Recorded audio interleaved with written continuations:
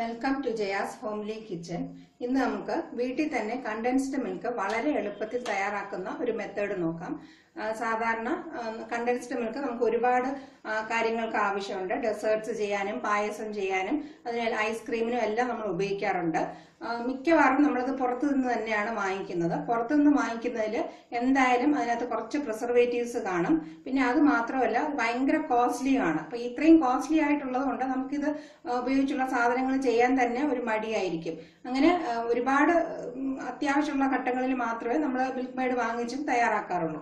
പക്ഷെ milk made അധികം costly അല്ലാതെ നമുക്ക് വീട്ടിൽ തന്നെ എളുപ്പത്തിൽ ചെയ്യാവുന്ന ഒരു മെത്തേഡാണ് ഞാനിന്ന് ഷെയർ ചെയ്യുന്നത്. അപ്പൊ ഈ മിൽക്ക് മെയ്ഡ് തന്നെ 2-3 മെത്തേഡിൽ നമുക്ക് തയ്യാറാക്കിയെടുക്കാം. അപ്പൊ ഞാനിങ്ങനെ ആ 2-3 മെത്തേഡിൽ നിന്നും എനിക്ക് ഏറ്റവും എളുപ്പമായിട്ട് തോന്നിയ ഒരു മെത്തേഡാണ് ഇന്ന് ഷെയർ ചെയ്യുന്നത്. അപ്പൊ ആദ്യത്തെ മെത്തേഡ് എന്ന് പറയുന്നത് നമ്മൾ നല്ല കട്ടിയുള്ള ഫുൾ ഫാറ്റ് മിൽക്ക് എടുത്തിട്ട് അത് പഞ്ചസാരയുടെ കൂടെ ചേർത്ത് ഒന്ന് കുറുക്കിയെടുക്കുന്നതാണ്.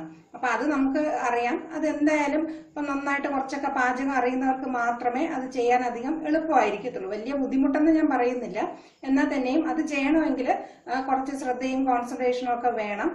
പിന്നെ അതുമല്ല, അത് കുറച്ച് മെനക്കെട്ട ഒരു പണിയാണ്. അതിന്റെ പിറകെ നിന്നെടുത്ത് മാത്രമേ നമുക്കത് തയ്യാറാക്കിയെടുക്കാൻ പറ്റത്തുള്ളൂ.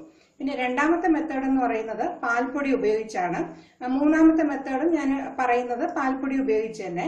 ഈ പാൽപ്പൊടിയും പഞ്ചസാരയും കുറച്ച് ചൂടുവെള്ളവും പിന്നെ അതിന്റെ കൂടെ ബട്ടറോ ഗീയോ ഏതെങ്കിലും ഒരെണ്ണം കൂടെ ചേർത്ത് മിക്സിയിലിട്ട് അടിച്ചെടുക്കുന്നതാണ്. അത് നമുക്ക് കേൾക്കുമ്പോൾ തന്നെ അറിയാം വളരെ എളുപ്പമുള്ള മെത്തേഡാണെന്ന്. അപ്പൊ എനിക്ക് ഇതുപോലെ കണ്ടൻസ്ഡ് മിൽക്ക് ആവശ്യമുള്ള ഒരു സന്ദർഭത്തിൽ വീട്ടിൽ കറണ്ട് ഇല്ലായിരുന്നു. പക്ഷെ എനിക്ക് കണ്ടൻസ്ഡ് മിൽക്ക് അത്യാവശ്യമായിട്ട് ആവശ്യമുണ്ടായിരുന്നു. അപ്പൊ ഞാനത് എന്റെ രീതിയിൽ വേറൊരു മെത്തേഡ് ഉപയോഗിച്ച് തയ്യാറാക്കി നോക്കിയപ്പം നല്ല പെർഫെക്ഷൻ ആയിട്ട് കിട്ടുകയും ചെയ്തു. എനിക്കിത് വളരെ ഫ്ലേവർഫുൾ ആയിട്ട് തോന്നുകയും ചെയ്തു. ആ മെത്തേഡാണ് ഞാൻ ഇന്ന് ഷെയർ ചെയ്യുന്നത്. ഇനി നമുക്ക് ഇതിന് വേണ്ട ഇൻഗ്രീഡിയൻസ് എന്തൊക്കെയാണെന്ന് നോക്കാം. ഞാനിപ്പോൾ വളരെ ചെറിയൊരു ക്വാണ്ടിറ്റി മാത്രമേ ചെയ്ത് കാണിക്കുന്നുള്ളൂ. ഞാനിവിടെ 1/2 കപ്പ് പാൽപ്പൊടി എടുത്തിട്ടുണ്ട്. ഈ പാൽപ്പൊടിയിൽ മധുരം ഇല്ലാത്തതാണ് ഞാനിവിടെ ഉപയോഗിക്കുന്നത്. അപ്പൊ പാൽപ്പൊടി എത്രയാണോ നമ്മൾ എടുക്കുന്നത് അതിന്റെ പകുതിയാണ് പഞ്ചസാര എടുക്കുന്നത്. അപ്പൊ 1/2 കപ്പ് പാൽപ്പൊടിക്ക് ഞാനിവിടെ 1/4 കപ്പ് പഞ്ചസാര എടുത്തിട്ടുണ്ട്. 1/4 കപ്പ് ആണെങ്കിലും ഇങ്ങനെ നിറഞ്ഞ് എടുക്കണ്ട, പാൽപ്പൊടി ഇങ്ങനെ നിറച്ചെടുക്കുക. പഞ്ചസാര കുറച്ചൊന്ന് കുറവായിട്ട് എടുത്താലും മതി.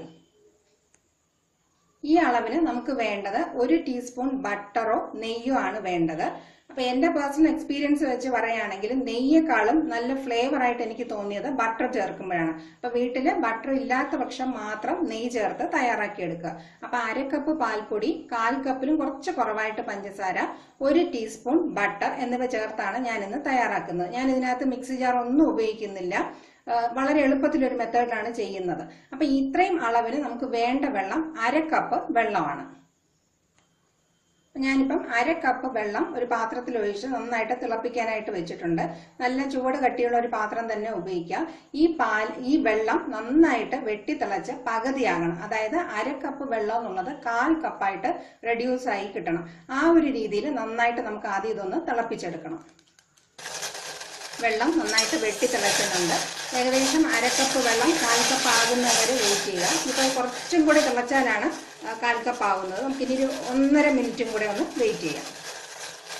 പകുതിയായിട്ട് റെഡ്യൂസ് ആയിട്ടുണ്ട്. പ്രത്യേകം ശ്രദ്ധിക്കുക, ഏകദേശം ഒരു പകുതി ആകുന്നത് വരെ നന്നായിട്ട് വെട്ടി തിളയ്ക്കണം. ഇനിയിപ്പം ഗ്യാസ് ഓഫ് ചെയ്തിട്ടാണ് ബാക്കിയുള്ള കാര്യങ്ങളെല്ലാം. ഞാനിങ്ങനെ ഗ്യാസ് സ്റ്റൗവിൽ വെച്ചിട്ടുണ്ടെന്നേ ഉള്ളൂ. ഗ്യാസ് ഓഫ് ചെയ്ത് വെച്ചിരിക്കുകയാണ്. ഇതിലേക്ക് നമുക്ക് ആദ്യം ബട്ടർ ചേർത്ത് കൊടുക്കാം. ബട്ടറിന്റെ കൂടെ തന്നെ നമ്മൾ എടുത്തു വെച്ചിരിക്കുന്ന പഞ്ചസാര, 1/4 കപ്പ് പഞ്ചസാരയും കൂടെ ചേർത്ത് കൊടുക്കുക. നെയ്യാണ് ഉപയോഗിക്കുന്നതെങ്കിലും ഈ സമയത്ത് തന്നെ എടുത്തു വെച്ചിരിക്കുന്ന 1 ടീസ്പൂൺ നെയ്യ് ചേർത്ത് കൊടുക്കുക. ഇനി രണ്ടും കൂടെ നന്നായിട്ടൊന്ന് മിക്സ് ആവുകയും വേണം. വെള്ളത്തിന്റെ ടെമ്പറേച്ചർ നന്നായിട്ട് കുറയണം. നമുക്കിങ്ങനെ കാണുമ്പോൾ തന്നെ പഞ്ചസാര നന്നായിട്ട് അലിഞ്ഞ് ഈ വെള്ളത്തിലൊന്ന് ചേരണം. അപ്പൊ ഏകദേശം ഒരു 3-4 മിനിറ്റ് കൊണ്ട് ഇത് നന്നായിട്ട് അലിഞ്ഞ് കിട്ടുകയും ചെയ്യും. വെള്ളത്തിന്റെ ടെമ്പറേച്ചർ കുറച്ചൊന്ന് കുറയുകയും ചെയ്യും. ഏകദേശം 2-3 മിനിറ്റ് ആയിട്ടുണ്ട്. പഞ്ചസാര എല്ലാം അലിഞ്ഞിട്ടുണ്ട്. നമ്മൾ ഇളക്കി കൊടുത്ത് തന്നെ ഇത് അലിയിച്ചെടുക്കേണ്ട ആവശ്യമൊന്നുമില്ല. ആ ചൂട് വെള്ളം ആയതുകൊണ്ട് അത് തന്നെ നന്നായിട്ട് അലിഞ്ഞു കിട്ടും. അഥവാ 1-2 തരികൾ വല്ലതും കിടക്കുന്നത് തോന്നുന്നെങ്കിൽ നന്നായിട്ടൊന്ന് ഇളക്കി കൊടുത്ത് നന്നായിട്ട് അലിയിച്ചെടുക്കണം. ഇല്ലെങ്കിൽ 1-2 ഇങ്ങനെ പഞ്ചസാര തരി നമ്മുടെ മിൽക്ക് മെയ്ഡിന്റെ ഇടയിൽ ഇങ്ങനെ കിട്ടുന്ന പോലെ ഇരിക്കും. നമുക്ക് നല്ല സ്മൂത്തി ആയിട്ട് കിട്ടാൻ വേണ്ടിയിട്ടാണ് ഇങ്ങനെ ചെയ്യുന്നത്.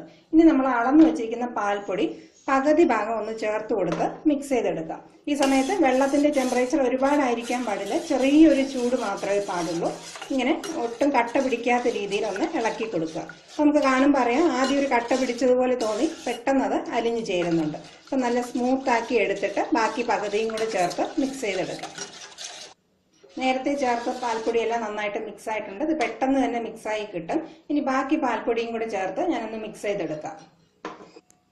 ഞാനിപ്പം എടുത്ത് അളന്ന് വെച്ചിരുന്ന പാൽപ്പൊടി എല്ലാം ചേർത്ത് കൊടുത്തിട്ടുണ്ട്. എല്ലാ ഇൻഗ്രീഡിയൻസും ചേർത്ത് ഇങ്ങനെ തയ്യാറാക്കി എടുത്തിട്ടുണ്ട്. ഇപ്പം നമുക്കിത് കാണുമ്പോൾ ഒരുപാട് ഡൈല്യൂട്ട് ആയിട്ടുള്ളത് പോലെ തോന്നും, പക്ഷേ ഇത് കുറച്ചൊന്ന് തണുക്കുമ്പോൾ കുറച്ചും കൂടെ തിക്കാവും. പിന്നെ നമുക്കിനി ചെയ്യാനുള്ളത്, ഇത് നന്നായിട്ട് തണുക്കണം. നല്ല തണുത്ത് റൂം ടെമ്പറേച്ചർ ആയതിനു ശേഷം നല്ല എയർ ടൈറ്റ് ആയിട്ടുള്ള കണ്ടെയ്നറിൽ ഒഴിച്ചു വെച്ച് നമുക്ക് നന്നായിട്ട് അടച്ചു വെച്ച് ഫ്രിഡ്ജിൽ വെച്ച് സൂക്ഷിക്കാം. അത് നമ്മൾ ഈ ചൂടുവെള്ളം ഉപയോഗിച്ചത് നമ്മളിത് ചൂടുവെള്ളം ഉപയോഗിച്ച് തയ്യാറാക്കിയത് കൊണ്ട് ഇത് ഒട്ടും കേടുകൂടാതെ തന്നെ ഇരിക്കും. ഫ്രിഡ്ജിൽ ആ രീതിയിൽ നന്നായിട്ട് സൂക്ഷിക്കുക. പിന്നെ ഇത് തയ്യാറാക്കുമ്പോൾ പ്രത്യേകം ശ്രദ്ധിക്കാനുള്ളത്, ഈ 1/2 കപ്പ് വെള്ളം എന്നുള്ളത് നന്നായിട്ട് വെട്ടിത്തിളച്ച് 1/4 കപ്പ് വെള്ളം ആയതിനു ശേഷമാണ് ഇൻഗ്രീഡിയൻസ് ചേർത്ത് കൊടുക്കാനുള്ളത്. അപ്പൊ ഞാൻ ഇന്ന് തയ്യാറാക്കിയിട്ടുള്ള ഈ കണ്ടൻസ്ഡ് മിൽക്ക് ഈ ഒരു തിക്നെസ്സിലാണ് കിട്ടുന്നത്. അപ്പൊ ഇതിനേക്കാളും നിങ്ങൾക്ക് തിക്കായിട്ട് വേണം എന്നുണ്ടെങ്കിൽ ഞാൻ എടുത്ത 1/2 കപ്പ് പാൽപ്പൊടിയുടെ അളവ് 3/4 കപ്പായിട്ട് മാറ്റുക. ബാക്കി എല്ലാ ഇൻഗ്രീഡിയൻസും ഏകദേശം അതുപോലെ തന്നെ ചേർത്താൽ മതിയാകും. ഇതിപ്പോൾ നന്നായിട്ട് ഒന്ന് തണുത്ത് വന്നിട്ടുണ്ട്. ഇത് ഞാനൊരു കണ്ടെയ്നറിൽ ഒഴിച്ച് ഫ്രിഡ്ജിൽ വയ്ക്കാൻ പോവുകയാണ്. അങ്ങനെ വീട്ടിൽ തന്നെ നമുക്ക് കണ്ടൻസ്ഡ് മിൽക്ക് വളരെ എളുപ്പത്തിൽ തയ്യാറാക്കിയെടുക്കാം. നമ്മുടെ റിക്വയർമെന്റ് അനുസരിച്ച് പാൽപ്പൊടിയുടെ അളവ് മാത്രം അഡ്ജസ്റ്റ് ചെയ്യുക. 1/2 തൊട്ട് 3/4 കപ്പ് വരെ ഉപയോഗിക്കാവുന്നതാണ്. ഈ റെസിപ്പി എല്ലാവർക്കും ഉപയോഗപ്രദമായിരിക്കും എന്ന് വിചാരിക്കുന്നു. Thank you for watching my video.